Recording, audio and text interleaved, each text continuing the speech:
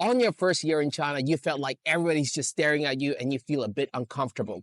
Now, is this just inside your mind, maliciousness, or either they're just a bit curious? Welcome back to Soul Quest. Let's talk about the common culture shock once you arrive in China. Look, these culture shock are not malicious in general, but it does feel a bit uncomfortable. It's just basically local people trying to get to know you or just a bit curious about you.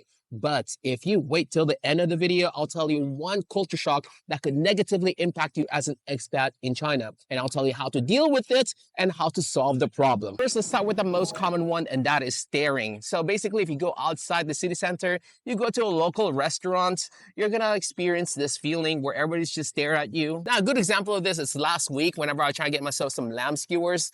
And I went to the village area where there's less foreigner outside the city center. And while I was just sitting down, I found that some kids are just staring at me like I have ketchup on my face, and it's just nonstop. Just 5 minutes straight, look deep into my soul.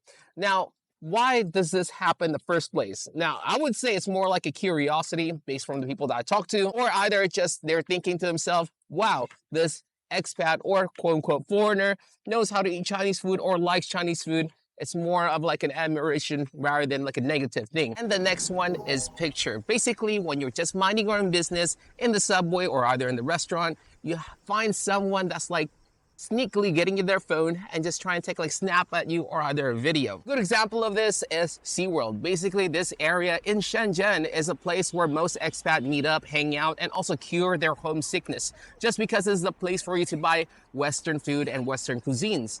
And typically when you eat out here with your friends, you would have local people just taking snapshots of you, or either sneakily taking video, putting on their chest, or either right out just selfie. And based off my experience, it's nothing malicious at all. Basically, they're not gonna put your face on the internet and make fun of you, but more like a way for them to flex on their social media app, telling their friends or either viewers that they're in like more of a international area, or I met an expat, I got a selfie for expat, in general like that. And the next one is just spitting. I would say my first year, I just found it hella disgusting. I hear like, just like that. Oh my God, I just couldn't handle it. Even in the city center, it does still happen, but more often outside the city center. Typically old people would do it, and I've seen some kids do it too, and they just spit on the floor, and I'm just like, why, man, why? You know what? You get used to it. Now, basically from what I heard, it's a way for them to throw out like bad juju from their throat. If they keep it in their throats, it'll be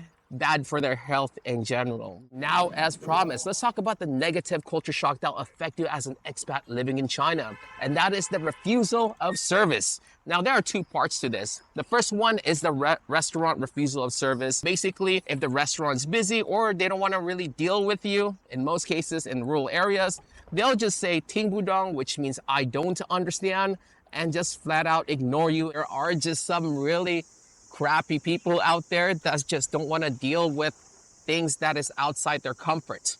Now, a good way to deal with it, in my experience, is just using the translation machine, but don't show them the translation machine, but just play the audio using the AI. But in most cases, I would just try to avoid it unless if I really, really have to. And the next one is the most malicious one, in my opinion, and a bit racist, and that is apartment owner or either apartment guards not letting you in general. Most of these apartments are like in the local area where it's outside the city center or business area.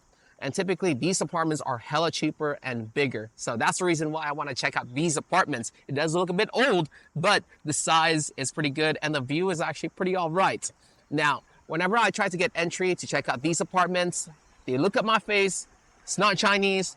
They're like, no, something like that. And look, I'm just making assumption out here, but I think what they think is that expat can't pay for the rent, or either maybe some expat carry diseases, or they're just afraid of expat just because of the way they look. And I know like this might frustrate a lot of expat, but you know what? It is what it is. And it's not really your home. You're just a visitor out here trying to experience a life in China. And just go to another apartment and deal with it. But yeah, this is the base surface of culture shock in China. Again, if you have any questions, comment down below. Or if you have any unique experience, I would like to know as well. Until next time, Soul Quest, logging out. Peace. Solo Quest!